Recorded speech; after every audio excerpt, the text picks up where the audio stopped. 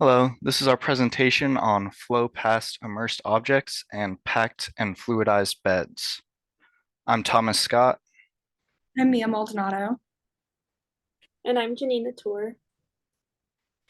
All right, so first we will discuss the flow of fluid past immersed objects.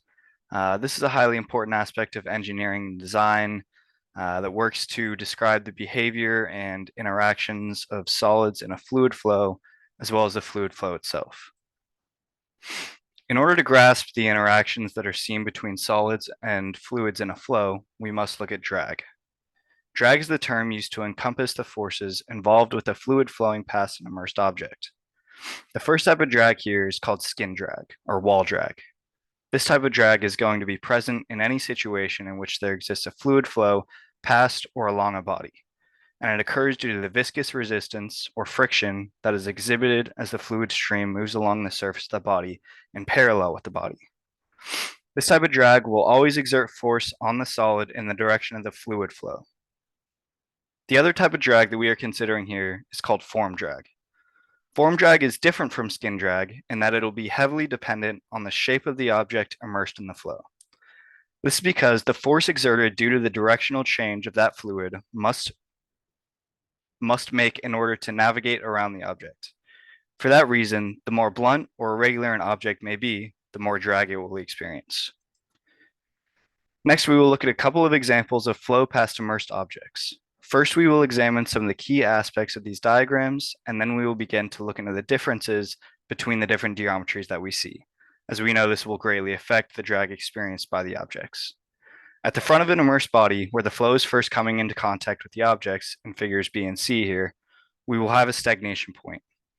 This location, also often known as the leading edge, is the point at which the fluid velocity will be zero. Additionally, at this point, we will start to see growth of our boundary layer. The boundary layer is the volume of fluid surrounding the object in which viscous effects are important and there exists a velocity gradient in the fluid. This layer is represented in the diagrams as the volume between the dotted lines surrounding the objects and the objects themselves. The dotted line represents the locations at which the fluid velocity value returns to that of the bulk fluid velocity. Towards the back of an immersed object, a phenomenon known as separation will occur.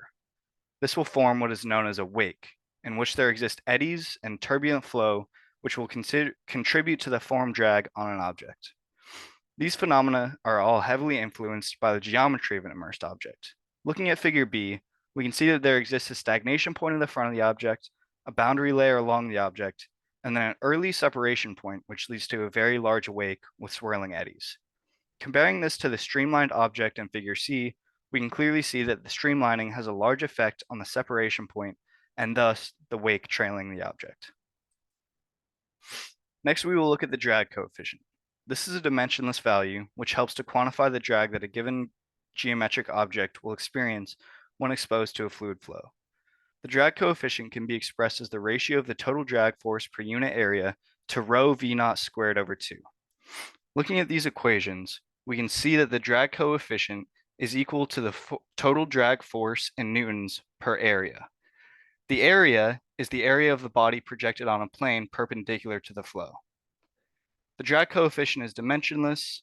V naught is the free stream velocity, rho is the fluid density, and we can also calculate the Reynolds number in a similar way, where dp is the diameter of the body projected on a plane perpendicular to the flow. Additionally, on the right, we can see that drag coefficients for a variety of given geometries, and notice that there is a highly significant difference between, for example, using the objects from the previous slide, spheres and streamlined bodies, which have drag coefficients of 0.47 and 0.04 respectively. Finally, applications of fluid flow past immersed objects can be seen all over the place. One example is in the study of aerodynamics. Minimizing drag on things like cars and planes is incredibly important for things such as fuel efficiency and speed. Another good application is that of renewable energy, wherein this knowledge can be applied in order to ensure that things such as wind turbines are operating at their best possible capacity. Finally, sports are a good example of the application of this knowledge. For example, as a big baseball fan, throughout the years, the ball has been changed or altered, and Every year it leads to a significant spike or drop in things such as carry distance or home run totals. As you can see, this is a very important topic and can be applied in many different ways.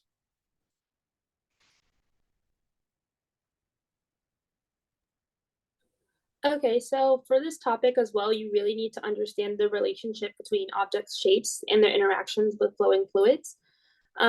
Let's begin with a fundamental understanding. So one crucial aspect to know is that for every specific object shape and its orientation concerning the flow direction, there exists a unique relationship between the pressure coefficient and the Reynolds number based on the characteristic length.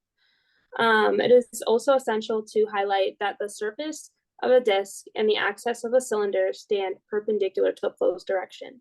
This orientation significantly impacts how the flow interacts with these shapes. When dealing with low Reynolds numbers between 1 in the laminar region, it is fascinating to note the correlation between the experimental drag force on a sphere and the theoretical Stokes law equation. The drag force FD aligns remarkably well with the equation listed on the slide, in which the micro represents the viscosity and dp is the diameter of the sphere and v0 is the velocity of the fluid. So overall, the understanding the intricate relationship between shape orientation and fluid flow is essential in various fields, from aerodynamics to industrial engineering. By exploring these relationships, we gain insights that can significantly impact design, efficiency, and performance in numerous applications. So this slide is basically just, again, listing the drag coefficient predicted by Stokes' law. And then on this slide, so as we explore this topic, we need to observe how Reynolds number influence flow patterns and drag coefficients, ultimately impacting an object's interaction with the surrounding fluid. So let's start with Reynolds number. When Reynolds number surpasses the range defined by Stokes' law for a sphere, a significant occurrence takes place, separation. This separation leads to the creation of what we term as a wake behind the object. As Reynolds number continues to increase, we notice shifts in the separation point, around 3 times 10 to the 5th. An abrupt decrease in the drag coefficient occurs. This is due to the boundary layer reaching full turbulence, causing the separation point to shift downstream. However, within the Reynolds number range of roughly 1 times 10 to the 3rd power to 2 times 10 to the 5th, something interesting happens. Despite the variations in shapes, the drag coefficient remains relatively steady. For instance, a sphere maintains a specific drag coefficient of CD equals 0.44 within this range. Moving on, beyond Reynolds number of approximately 5 times 10 to the 5th, the drag coefficient stabilized once more. Here we observe consistent values of CD equals 0.13 for a sphere and CD equals 0.33 for a cylinder. These various values indicate the efficiency of shapes in the higher Reynolds number regime. So overall, the understanding interplay between Reynolds number shape and the resulting drag coefficients is crucial in predicting and optimizing fluid flow dynamics around various objects. From wake formation to separation shifts and stable coefficients, these observations provide valuable insights into fluid mechanics and design considerations. This is a visual for the different shapes relating to the drag coefficient and Reynolds number.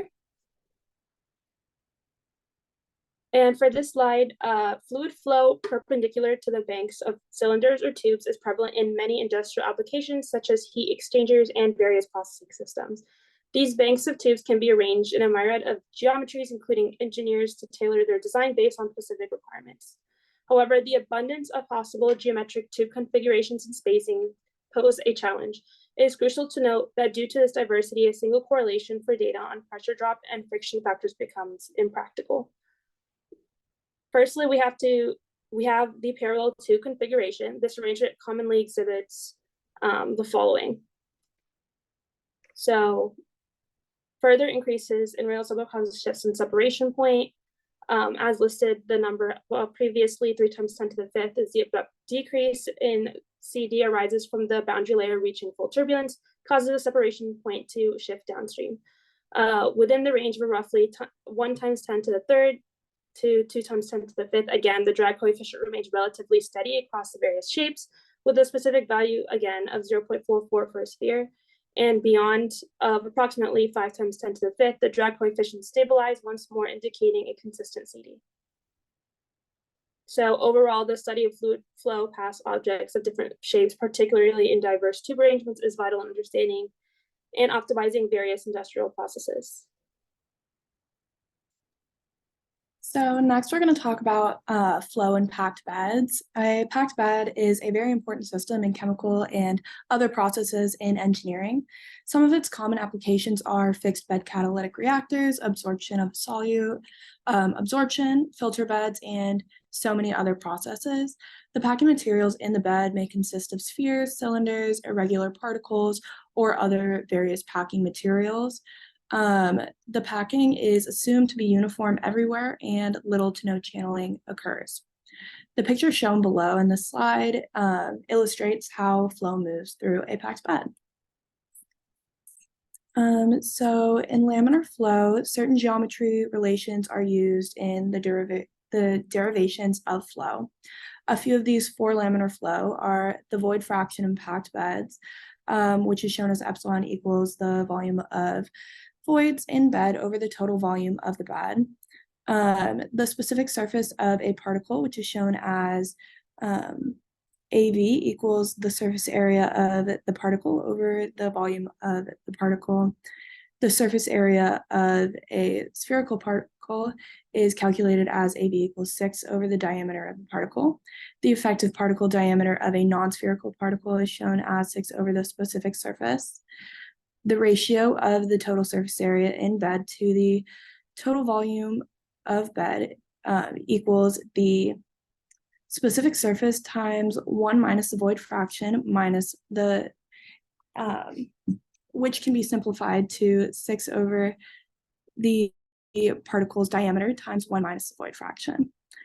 The hydraulic radius is the cross-section area available for flow over the wetter perimeter, which is the void volume over the ratio of total surface area in the bed to the total volume of the bed. Next, the Reynolds number equation for packed beds was defined by Ergun, is the particle diameter times the average interstitial velocity times rho over 1 minus the void volume multiplied by the viscosity. The pressure drop equation for laminar flow is 32 times the viscosity times the volume times the difference in length over the diameter squared, but the Blank-Kozany equation is believed to be more effective as the constant should be 150 and is as shown. Next is turbulent flow. The pressure drop equation follows the same procedure as the laminar flow and is as shown. The Burke-Plummer equation was introduced when there is a highly turbulent flow, and the friction factor should approach a constant value. Experimental data has shown that 3F equals 1.75, and the next equation was proposed by Ergun for low, intermediate, and high Reynolds numbers. The pressure drop equals the Blank-Kozany pressure drop summed with the Burke-Plummer pressure drop, and this can be seen in terms of dimensionless groups below. The shape factors. In packed beds, many of the particles are often irregular in shape. In order to do some of the calculations, the equivalent diameter can be found, which is the diameter of a sphere with the same volume as the particle. The sphericity shape factor, phi, is the ratio of surface area of the sphere, which has the same volume as the particle, to the actual surface area of the particle. The table below shows the different sphericity factors depending on the material. And when there is a mixture of particles of various sizes, the mean specific surface is defined as the sum of the volume fraction multiplied by the specific surface area. Then the effective mean diameter for a mixture can be found by calculating 6 over the mean specific surface. And Darcy's empirical law, as shown by the laminar flow in a packed bed, the flow rate is proportional to the pressure drop and inversely proportional to the viscosity and length. This is the basis for Darcy's law, which is shown below as the superficial velocity equals the flow rate over the empty cross-section, and is often used in measuring permeabilities of underground oil reservoirs. So a major application of packed bed flow in packed beds is the packed bed reactor, and that can be seen in this photo. They're used to contact fluid and solids and are one of the most widely used industrial reactors. The bed is a column where the dimensions are influenced by temperature, pressure drop, and reaction kinetics. They are often used in blast furnaces, which can be seen in the image, as I said, converters, roasting furnaces, and many other processes.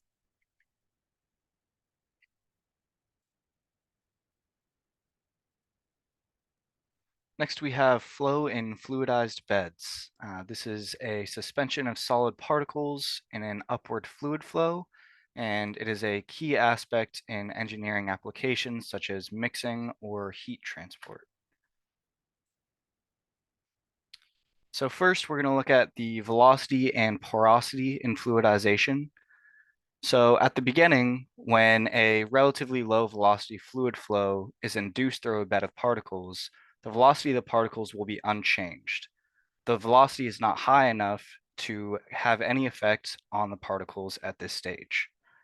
As velocity increases, there will come a point known as the minimum fluidization velocity, at which the particles begin to move and minimum porosity for fluidization has been achieved. This is the point between when the velocity is too low to make any change and when the velocity is able to lift the particles. The minimum porosity for fluidization can be calculated by measuring the height of the bed at this point. Epsilon and L can be related by the following equation, where A is the cross-sectional area of the bed. As velocity increases past the minimum fluidization velocity, the bed will further expand and increase in porosity, and eventually we'll see particles being lifted and carried away by the fluid stream.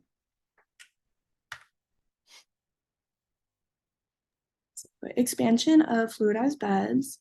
For the case of small particles where the Reynolds number is less than 20, we are able to estimate the variation of porosity or bed height by solving the superficial velocity as shown. It shows that all terms are constant apart from the void volume, which depends on the superficial velocity.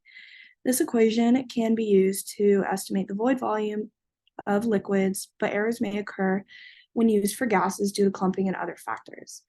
The flow rate of fluidized beds is limited by the superficial velocity, minimum and maximum.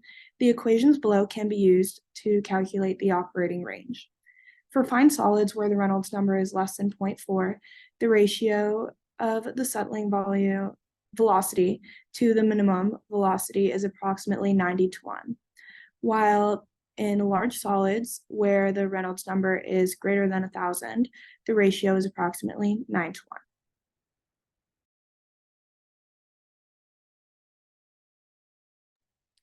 And that is the end of our presentation. Thank you very much for listening.